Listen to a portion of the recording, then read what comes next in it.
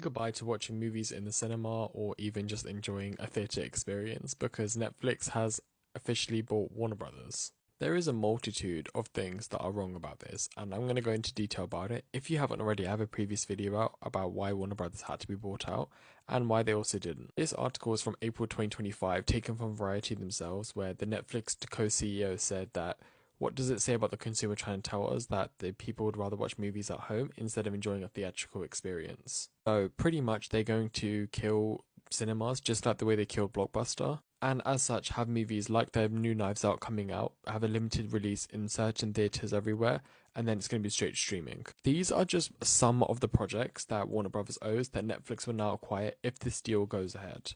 And yes, that also means the DC universe will now be taken over by Netflix. The Writers Guild of America is coming together to say that the $83 billion Netflix Warner Brothers deal would eliminate jobs and reduce wages, and they're also going to raise their prices, especially when they said they wouldn't. Then when Disney Plus came out, they raised their prices again. Netflix were one of the worst people to buy it, and I know a lot of people say it's a slightly less evil of the two evils, but I really don't think Netflix should have bought them. Even though they did come out in a statement to say that they will expect to maintain the current operation of Warner Brothers, including theatrical release for films, but this was quite vague. This could still be, for example, Superman Man of Tomorrow could be coming out in select theatres near you, and then straight streaming 2 weeks later. Not only that, this kills physical media, especially because it's on the decline already. Completely understand, for a lot of people, going to the cinemas or the movie theatres is expensive. It'll cost you an arm and a leg, and these days it's considered a luxury.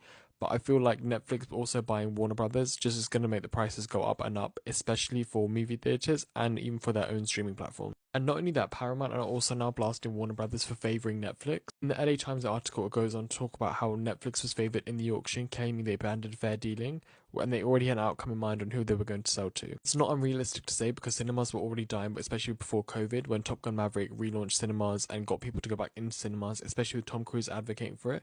But I feel like this would probably be the final nail in the coffin if this deal goes ahead.